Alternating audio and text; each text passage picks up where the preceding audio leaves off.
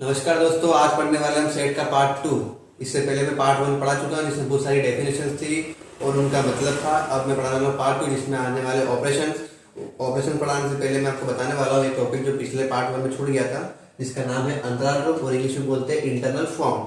ठीक है, internal form में जिस सेट को कैसे लिखते हैं उसके बारे में बता रहा हूँ। इंटरनल फॉर्म 2 टाइप के होते हैं या अंतराल 2 टाइप के होते हैं। मान लो ए और बी कोई पार्टिकल से अवेयर है, जो एक्सोलन आर का मतलब होता है रियल नंबर। मतलब कि ए और बी जो है वो रियल नंबर के पार्ट है ना। ए और बी कोई रियल नंबर है, ए और बी बिलोंग्स टू आर भी बोल सकते हो, ए और बी आर के सदस्य है, या ए बी एप्सिलॉन आर, आप तीनों में से कुछ भी बोल सकते हो। तो इसका रियल मतलब एप्सिलॉन है। ठीक है, अब यहाँ पे कहा गया है कि ए जो है वो बी से छोटा है, तो उसका आपको एक सेट बना करके दिया गया है।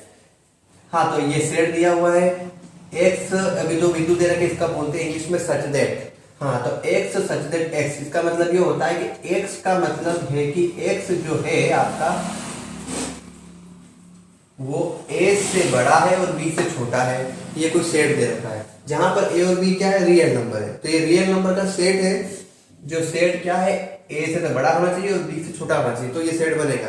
तो इसको अपन इंटरनल रूप या अंतराल रूप में कैसे लिखते हैं, तो देखो, जब भी ऐसा सेट जिसमें यूं बोला गया हो कि वो सेट जो है वो ए से बड़ा होना चाहिए, बी से छोटा होना चाहिए, मतलब कि ए और बी उसमें नहीं आने चाहिए ना, ए और बी के बीच के वैल्यू। तो ए और बी को छोड़कर सभी बीच की जो ए और बी को छोड़ करके इसके अंदर के जितने भी मान है वो सब उस सेट में आए, तो अपन इसको बोलते हैं ओपन इंटरवल। ठीक है, और हिंदी में बोलते हैं विवर्त अंतराल। हाँ, इसका मतलब क्या है, ये ब्रैकेट का मतलब क्या है कि मान लो कोई लाइन है, कोई बिंदु है ना, ये लाइन अपनी चली गई, यहाँ पे ए है, यहाँ पे बी है, तो इन ब्रैकेट का मतलब होता है, ये छोटा ब्रैकेट बोलते हैं ओपन इंटरवल। मतलब कि ए और बी को छोड़ के इसके अंदर के सभी मान उस सेट के अंदर आएंगे। मतलब कि ए और बी को छोड़ करके इसके अंदर के सभी मान इसके अंदर आएंगे, इसे बोलेंगे ओपन इंटरवल या विवर्त अंतराल। ठीक है, समझ गए? चलो अगला देखते हैं। अब देखते हैं सेकंड वाला अंतराल रूप या इंटरनल फॉर्म। इसमें क्या होगा, देखो सेम भी कोई एक सेट बना लेते हैं, जैसे कि ए और बी जो है वो रिलेशन आर वाला है ना। आपको पता ही है इसका मतलब क्या, मैंने इससे पहले बता दिया। और ए और बी जो है छोटा नहीं है। इस बार अपन ये कंडीशन चेंज कर लेते हैं। इस बार अपन बोलेंगे वो सब कुछ वैसा ही है। यहाँ पर देखो जो सेट है ना, सेट यहाँ पे एक से जो या तो एक ए से बड़ा होना चाहिए या ए भी चलेगा। इसका मतलब होता है इक्वल, या तो ए के इक्वल हो या ए से बड़ा हो। और यहाँ पर या तो बी से छोटा हो या बी के बराबर हो, यानी अब इसके अंदर ए और बी वाले वैल्यू भी आने वाले हैं। तो इसको कैसे लिखेंगे, तो जब ए और बी के वैल्यू भी जब काउंट होते हैं, यानी कि ए से लेकर ए के बीच, ए से लेकर बी तक की सभी वैल्यू और ए और बी दोनों काउंट होंगे इसके अंदर, है ना। तो ये कौन सा कहलाएगा आपका क्लोज इंटरवल फॉर्म या संवर्त अंतराल रूप। ठीक है, मतलब इसको मैं ग्राफ लाइन के हिसाब से बताता हूं। मान लो फिर अपना लाइन है, अब यहाँ पे ये ए है, ये बी है, तो यहाँ पर इस बार क्या होगा, ए और बी भी आपका काउंट होने वाला है। मतलब कि ए सहित एक काउंट होगा और बी तक, बी वाली वैल्यू भी पूरी इसके अंदर आएगी। तो ये बड़ा ब्रैकेट बनेगा आपका, जिसे क्या बोलते हैं मैंने आपको बता दिया है, क्लोज इंटरवल फॉर्म या संवर्त अंतराल। कोई बड़ी बात नहीं, आप कुछ भी वैल्यू ले सकते हो। ये आपका हो गया। अब थर्ड नंबर पे जो आता है वो मैं आपको बता देता हूँ। थर्ड नंबर पे क्या आता है, मतलब इसी के पार्ट आते हैं थर्ड नंबर पे। जैसे कि मान लिया कि अब यहाँ से ये हट चुका है, अब यूं कह रहा है कि जो एक्स जो सेट है वो ए से बड़ा होना चाहिए और बी के इक्वल या बी से छोटा भी चलेगा। इसमें क्या करेंगे, देखो इस साइड में आप देखो, पहले मैं आपको लाइन बना के बताता हूं। इस बार क्या हो रहा है कि बी काउंट हो रहा है, बी आ रहा है इसके अंदर, मतलब बी से लेकर ए नहीं आ रहा है ना, बी तो आ रहा है, बी यहां लिख देता हूं मैं। मतलब कि इस बार ए नहीं आ रहा है। देखो ए नहीं आ रहा था, अपन क्या बोलते हैं, इसमें कौन सा ओपन वाला ब्रैकेट बनाओ कि ए नहीं आ रहा है, और बी आ रहा है, तो इस तरफ आप बड़ा ब्रैकेट बना दो। ये आपका क्लोज का हो गया। मतलब कि ए नहीं आ रहा तो ए को छोड़ दो, उसके बाद से लेकर बी तक की सारी वैल्यू इसमें आ रही है। अब देख लो, ये उल्टा भी कर सकते हैं, ऐसा कुछ नहीं है। अब मान लो कि अपन ने यहां से इक्वल कर दिया कि ए काउंट कर लो, बी नहीं चाहिए, तो इसका क्या बन जाएगा, आप आसानी से कर सकते हो कि ए काउंट हो रहा है मतलब कि ए काउंट हो रहा है तो बड़ा ब्रैकेट आ जाएगा, बड़े ब्रैकेट मतलब क्लोज, बी काउंट नहीं हो रहा तो बी को छोड़ दो। तो इस टाइप से आप कुछ भी कर सकते हो, आसान से आराम से आपकी अंतराल रूप चेंज कर सकते हो, कोई बड़ी बात नहीं है। तो ठीक है, समझ गए होंगे आए हो। चलो आगे बढ़ते हैं ऑपरेशन की तरफ। हाँ, तो अब देखते हैं समुच्चय संक्रिया या ऑपरेशन ऑफ सेट। ठीक है, तो देखो ऑपरेशन ऑफ सेट या समुच्चय संक्रिया चार टाइप की होती है। सबसे पहला है समुच्चय संघ, यानी कि यूनियन ऑफ सेट। अब यूनियन ऑफ सेट कैसे कर सकते हैं, देखो यूनियन ऑफ सेट का देखो मैथ जो है मैक्सिमम अगर इंग्लिश में पढ़ोगे तो ज्यादा कंफर्टेबल फील करोगे। कुछ वर्ड जो होते हैं इंग्लिश में याद करने से आपको उसके साइन के बारे में पता रहता है, तो मैक्सिमम वर्ड आपको इंग्लिश के यूज करोगे तो मैथ्स में फायदे में रहोगे। मुझे बहुत सारी प्रॉब्लम हुई है पिछले क्लासों में, तो मुझे पता है, इसलिए मुझे आपको सजेशन कर रहा हूँ कि आप थोड़ा बहुत मैथ्स में भी इंग्लिश के वर्ड को मैक्सिमम याद कीजिए, उसी में आपका फायदा है ना। तो समुच्चय यानी सेट, संघ मतलब यूनियन। तो देखो इसको समुच्चय का संघ करते हैं, यूनियन करते हैं, यू से प्रेजेंट करते हैं, ये इसका साइन है, यू मतलब यूनियन। यूनियन मतलब आपको नाम से मालूम चल रहा है, यूनियन मतलब मिलाना। जब भी ऐसा साइन आता है तो आपको समुच्चय को मिलाना है। तो देखो यहाँ पे मैंने आपके दो सेट ले लिए, ए सेट है जिसमें 1 2 3 4 5 6 पार्टिकल्स है और बी में ये सारे वैल्यू। ठीक, अब मान लो कि ये ए है आपका पहला सेट और बी है दूसरा सेट, इसका आपको यूनियन करना है। तो ऐसे करके आपको आएगा कि ए यूनियन बी करिए, इसे बोलते हैं यूनियन। तो ए यूनियन बी मतलब आपको मिलाना है। क्या करना है, मिलाना। जितने भी मान है सारे आपको याद करें, ए के मान आपको ले लेने हैं। ए के मान कौन से, 1 2 3 4 5 6 ये ले लिया। अब बी के मान कौन कौन से, वो सारे मिला दो। तो इन दोनों को मिला करके आपको एक नया समुच्चय बनाना है जिसे बोलते हैं ए यूनियन बी। कोई भी तो समुच्चय के बीच में अगर यूनियन करने का आ या समुच्चय का संघ करने का तो आपको मिलाना ही है, कोई बड़ी बात नहीं है, बच्चों वाला चीज है। आई होप आप समझे होंगे। अपन चलते हैं दूसरे कॉन्सेप्ट पे। हाँ, तो दोस्तों देखो यूनियन ऑफ सेट जब करते हैं अपन तो उसकी कुछ प्रॉपर्टी होती है। वो प्रॉपर्टी क्या होती है, तो देखो उसकी 5 प्रॉपर्टी होती है, 5 रूल होते हैं, 5 प्रॉपर्टी होती है जो हमें पता होना चाहिए, क्योंकि आगे कॉम्पिटिशन एग्जाम में ये चीजें आती है तो हमें पता होना चाहिए कि क्या है। तो देखो ए यूनियन फाई, ये फाई है ना, क्यों मत समझ लेना, ये ए यूनियन फाई है। फाई मतलब क्या था आपका, नील सेट, इम्प्लीट सेट या रिक्त समुच्चय यानी कि खाली। अब मुझे ये बताओ, जब किसी भी समुच्चय में आप कुछ भी नहीं जोड़ोगे, कुछ भी नहीं, रिक्त मतलब खाली, कुछ भी नहीं जोड़ोगे तो क्या मिलेगा। अब 2 में मतलब ये 0 मत समझ लो, 2 में 0 जोड़ोगे तो क्या आएगा, 2 ही आएगा। जैसे ए में आप खाली कुछ भी जोड़ोगे तो क्या आएगा, ए आएगा। अब वैसे ही सेकंड देखो A union B, A union B मतलब कि 1 को 2 में जोड़ोगे या 2 को 1 में जोड़ोगे तो क्या आंसर तो 3 ही आने वाला है ना। तो ए यूनियन बी क्या होता है, बी यूनियन ए। यूं भी देख सकते हैं, मतलब वही है कि ए यूनियन बी करो या बी यूनियन ए करो, दोनों का मतलब है ये 1 + 2 करो या 2 + 1 करो, मिलाना ही है ना, दोनों का उल्टा हो जाएगा, कोई फर्क नहीं पड़ेगा। मतलब अब ये ए यूनियन ए का आंसर ए। आप देखो इसको अलग समझना है, इसको मैं समझाता हूँ। मतलब कि ए मान लो आपका कोई सेट है 1 और 2 का, और एक और सेट है जो ए और 2, तब इसका ए यूनियन ए करोगे तो इसका आंसर क्या आएगा। देखो तो इनको मिलाना है, तो मिलाने पे डबल काउंट नहीं करते, समझ रहे हो। डबल मतलब कि सेट के अंदर कोई भी वैल्यू अगर आती है तो डबल डबल आ रहा है तो डबल काउंट नहीं करते हैं। मतलब दोनों में एक आ रहा है तो ठीक है, इसमें भी आ रहा है तो ठीक है। मतलब कि दोनों का यूनियन करेंगे, सेम सेम का अगर यूनियन करते हैं सेम सेम का, तो आंसर आता है आपका वही सेट वापस आ जाएगा, समझे। हाँ, तो समझ गए होंगे। फोर्थ देखिए कि अगर आप 3 सेट ले लिया अपन ने, ठीक है, ए बी सी 3 सेट ले लिए, पहले अपन ने दोनों का यूनियन किया, मिलाया, उसके बाद में इस सी को मिलाया, तो इसका आंसर वही आया कि मान लो कि अपन ने बी और सी का यूनियन किया, उसके बाद में अलग से ए का किया, है ना। तो दोनों में कोई फर्क नहीं आता, मिलाना है, मिलाने में कोई भी फर्क नहीं आता। अगर आप पहले के 2 सेट को मिला लो, उसके बाद में कोई तीसरा मिलाओ, या पहले के लास्ट के 2 मिला लो फिर बाद में पहले वाला मिलाओ, तो दोनों में कोई फर्क नहीं आता, मिलने में आंसर तो वही आएगा, सेट तो सेम ही है, ठीक है ना। अब फिफ्थ में देखो ये आगे वाला जो बड़ा यू है ना, सही से लिखता हूँ इसको, ये यू ये यूनिवर्सल सेट है ना, ये बड़ा वाला यू दिख रहा है वो यूनिवर्सल सेट है, छोटा मैंने कर दिया है, ये आपका यूनियन का साइन है। तो यूनिवर्सल सेट में आप, यूनिवर्सल सेट का मतलब क्या होता है, जिसके अंदर सारी सेट आ गए वो यूनिवर्सल सेट है। तो यूनिवर्सल सेट के अंदर जब आप कोई भी सेट ऐड करोगे तो आंसर यूनिवर्सल सेट ही आएगा। मतलब कि मान लो यूनिवर्सल सेट जिसके अंदर सारे सेट है, सारी वैल्यू होगी, तो कोई ए सेट है तो इसकी वैल्यू भी इसके अंदर होगी डेफिनेटली, है ना। तो इन दोनों को मिलाने पर में यूनिवर्सल का ही वापस आएगा, रिपीट तो होता है नहीं, जैसे यहाँ पे जो रिपीट हुआ नहीं है। तो यूनिवर्सल सेट में कुछ भी सेट आप यूनियन करोगे तो यूनिवर्सल सेट ही आंसर आएगा।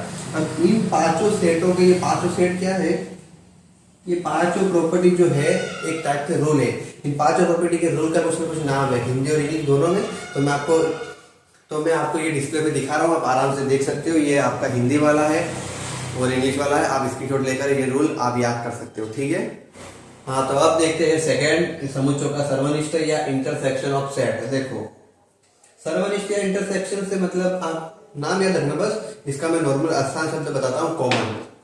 आपको दो समुच्चयों में से कॉमन लेना है। हाँ, इसका साइन क्या होता है, तो देखो यूनियन का साइन यू था, तो इसका साइन होता है यू का उल्टा, टोपी यू को आप उल्टा कर दो ऊपर से, या तो आप ये सी यू होता सी को खड़ा कर दिए, समझ लो खड़ा सी है।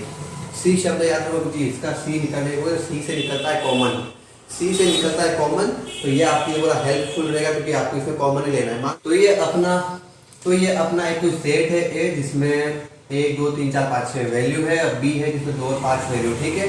तो इसका अपन इंटरसेक्शन या सर्वनिष्ठ कैसे करेंगे, साइन आपको बता दिया। या साइन है तो देखो ए इंटरसेक्ट बी, ठीक है, या ए का सर्वनिष्ठ बी कैसे निकालते हैं अपन। तो जो इन दोनों में कॉमन आ रहा है ना, देखो इसको उल्टा सी मानो, सी मतलब कॉमन, जो इन दोनों में कॉमन आ रहा है वो यहाँ पे आंसर है इसका। तो देखो क्या क्या है, तो 3 आ रहा है कॉमन और एक 5 आ रहा है, तो ए इंटरसेक्शन बी का आंसर ये है। कैसे निकालते हैं इंटरसेक्शन, समझ गए। अब इसकी भी कुछ प्रॉपर्टी है, तो चलो प्रॉपर्टी देख लेते हैं। हाँ, तो अब इसकी प्रॉपर्टी देख लेते हैं अपन फटाफट। चलो देखो, ए इसको क्या बोलेंगे अपन अब, कॉमन। हाँ, इसका मतलब इंटरसेक्शन होता है या सर्वनिष्ठ। अगर आप कॉमन बोलोगे तो आपको समझने में आसानी होगी ना, बाकी आप इंटरसेक्शन बोलो इंटरसेक्शन बोलो। ए इंटरसेक्शन 5 मतलब कि ए कॉमन बी। अब ये मुझे बताओ कि ए कोई सेट है, ठीक है ना, 1 से 10 का, 1 से 10 तक गिनती का कोई सेट है जिसमें आपको 5 मतलब कुछ भी नहीं है। तो 1 से 10 का सेट है ए, उसमें 5 है, तो उनमें कॉमन लेना है। तो क्या कॉमन आएगा, तो कॉमन कुछ भी नहीं आएगा, क्योंकि 1 से 10 का सेट है और एक बिना खाली सेट है, दोनों में क्या कॉमन आ रहा है, कुछ भी नहीं आ रहा है। कुछ भी नहीं आ रहा मतलब 5 आ रहा है। कुछ भी नहीं आ रहा मतलब खाली, कुछ भी नहीं आ रहा खाली। तो खाली खाली क्या है, तो खाली को क्या बोलते हैं, नल को अपन नल सेट या रिक्त समुच्चय। तो समझे आप, दोनों में कुछ भी कॉमन नहीं है, इसलिए कुछ भी आंसर आया है। ये इसका पहला नियम है। तो रूल के नाम मैं आपको स्क्रीन पे दिखा दूंगा, पहले आप यहाँ देख लो कि ए इंटरसेक्शन बी मतलब कि ए कॉमन बी। अब ए और बी में क्या कॉमन आएगा, वही कॉमन आएगा जो बी और ए में कॉमन आएगा, उल्टा कर दो, है ना। ए और बी में जो कॉमन लोगे या फिर बी और ए में कॉमन लो, एक ही बात है। ए कॉमन है, ए इंटरसेक्शन कॉमन है, ए और ए में क्या कॉमन आएगा। तो जैसा देखो पहले वाले जो रूल थे लगभग वही रूल है ना, कुछ 3 में तो रूल है, बस पहले और लास्ट में थोड़ा अलग है। तो इसमें भी ए और ए में आप कॉमन लोगे तो वही ए ही कॉमन आएगा। जैसे कि ए बराबर आपने देख लिया 1 और 2 होता है, यहाँ पर भी ए का मतलब 1 और 2, दोनों में क्या कॉमन आ रहा है, 1 और 2 ही कॉमन आ रहा है, तो यही ए आ गया। समझ गए, कैसे हुआ ये। अब ये चौथा वाला देखो, आप पहले ए और बी में कुछ कॉमन ले लो, उसके बाद सी जो आंसर आए उसमें आप सी से कंपेयर करके कॉमन लो, तो वही आंसर आएगा जो आप पहले बी और सी में कॉमन लिया, उसके बाद ए से कॉमन लेने पे जो आंसर आएगा। मतलब इन दोनों कॉमन लो, उसके बाद सी से जो आंसर आया उससे सी से कॉमन लो, वही आंसर आएगा जो बी और सी को कॉमन लेने के बाद में आंसर आया उससे ए से कॉमन लिया, दोनों का आंसर सेम आएगा। ये भी एक अलग रूल है, इसका नाम आपको याद रखना चाहिए, नाम आपको मिल जाएगा डिस्प्ले पे स्क्रीन पे। और फिफ्थ वाला देखो, तो फिफ्थ वाला एक नया है, अलग है, थोड़ा बड़ा है, जिसका हिंदी में इस रूल का नाम है बंटन नियम, इंग्लिश में बोलते हैं डिस्ट्रीब्यूटिव लॉ। इसको मैं आपको कंप्लीटली पूरा सोल्व करके बताता हूँ कि ये कैसे होगा, ठीक है। तो हाँ दोस्तों, मैंने यहाँ पे 3 सेट लिए। पहला सेट है 1 2 3 4 5 6 तक गिनती का। दूसरा सेट है आपका प्राइम नंबर का 3 5 7 और एक प्राइम 9 नहीं होता है, यहाँ पे कर दे 11, ठीक है। और सी लिया मैंने 4 की टेबल का, 4 8 12, ओके। अब अपन इस पे नियम फॉलो करके देखते हैं। सबसे पहले क्या करना है, देखो पहले अपन लेफ्ट हैंड साइड करके देखते हैं। लेफ्ट हैंड साइड में क्या करना है आपको, बी और सी में क्या करना है, यूनियन करना है। हाँ देखो, यहाँ पे अंदर यूनियन है, बाहर कॉमन है, इंटरसेक्शन है। उसका आंसर क्या आएगा, तो इन दोनों का जो यूनियन आ रहा है, इन दोनों का जो कॉमन आ रहा है और इन दोनों का जो कॉमन आ रहा है उसका यूनियन करोगे तो आंसर सेम आएगा। तो कैसे अपन चेक करके देख लेते हैं। सबसे पहले क्या करना है, बी और सी का आपको यू है तो यूनियन करना है। बी और सी का यूनियन करोगे तो अपन बी और सी का यूनियन करने पे क्या आएगा, तो देखो बी और सी का यूनियन मतलब सारे मिला दो, 3 4 इधर से मतलब बड़े में अपन लिखते हैं।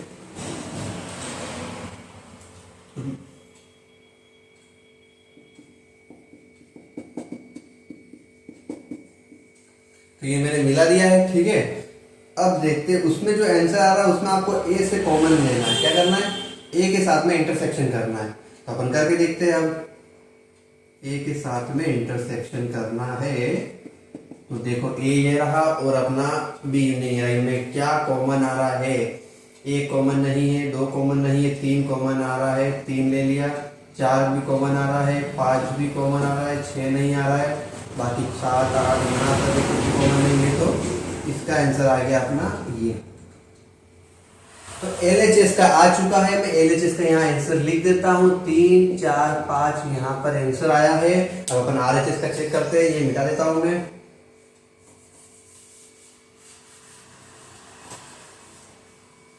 ठीक है, ये भी आपने देख ली है। तो अब देखते हैं अपन इसमें क्या करना है। देखो ए और बी का आपको कॉमन लेना है। ए बी का कॉमन लेना है तो अपन यहाँ ले लेते हैं। ए का कॉमन बी से यहाँ नहीं जगह पड़ जाएगी तो अपन ले लेते हैं ए कॉमन बी। तो क्या आना चाहिए देख लेते हैं। ए और बी इसमें क्या क्या कॉमन आ रहा है? तो 3 आ रहा है और 5 आ रहा है। और कुछ कॉमन दिख रहा है? मुझे तो 3 और 5 ही कॉमन दिख रहा है, बाकी कुछ भी कॉमन नहीं दिख रहा है। छोड़ दो। अब पहले अपन इसका कॉमन निकालते हैं, बाद में इन दोनों का यूनियन करेंगे। तो ए कॉमन सी, यूं भी बोलो ए का कॉमन ए और सी। इन दोनों में क्या आ रहा है? 4 आ रहा है एक तो, और तो कुछ भी नहीं आ रहा, सिर्फ 4 आ रहा है। कोई दिक्कत नहीं है। अब ये दोनों आया है तो इसका अपने को यूनियन कर दो। यूनियन मतलब मिला दो। तो अपन मिलाएंगे तो क्या आंसर आएगा? इन दोनों को मिला दो तो 3 या 4 और ये 5, तीनों को मिला दिया तो देखो आपका LHS और ये है RHS दोनों बराबर है। मतलब कि रूल आप समझ गए होंगे कि रूल कैसे बना है। बंटन नियम या डिस्ट्रीब्यूटिव लॉ बोलते हैं इसको। ठीक है, चलो आगे बढ़ते हैं अपन। हाँ दोस्तों, अब देखते हैं थर्ड, डिफरेंस ऑफ सेट या समुच्चयों का अंतर करना, माइनस करना कह सकते हो आप। तो देखो मैंने यहाँ पे एक सेट ले लिया ए, यहाँ ले लिया बी। अब इन दोनों को माइनस कैसे करते हैं? तो देखो यहाँ पे ए माइनस बी में कर रहा हूँ, यानी कि आपको देखो मैं करके दिखा रहा हूँ, आप समझ जाओगे देखते ही। ए माइनस बी करना है तो पहला मेरा सेट ए है तो ए में से बी माइनस करना है। तो एक यहाँ पर पहला 1 है, 1 से 1 यहाँ पर 1 नहीं है तो जो नहीं है वो लिख दो। 2 से 2 नहीं है तो 2 भी यहाँ लिख दो। 3 से 3 है तो 3 से 3 कट गया। हाँ, 3 से 3 माइनस हो गया। 4 नहीं है 4 बच गया। 5 है तो 5 से 5 कट गया। 6 नहीं तो 6 लिख दो। तो बस ए से बी माइनस कर रहे हैं तो आपको ए की ही वैल्यू सारी चेक करनी है। बी के में कितनी भी वैल्यू उससे हमें कोई फर्क नहीं पड़ता। हमें यहाँ चेक करना है कि ए में जो वैल्यू है वो बी में कौन कौन सी है तो वो काट दो। 1 में 1 देखा तो 1 नहीं है, लिख दिया अपन ने यहाँ पर। 2 देखा तो 2 भी नहीं लिख दिया। 3 से 3 माइनस हो गया तो हटा दिया। 4 से 4 है तो 4 लिख दिया। 5 से 5 कट गया तो हटा दिया। 6 से 6 देखा तो 6 है लिख दिया। तो ये अपना a माइनस बी होता है ना, तो ये हो गया।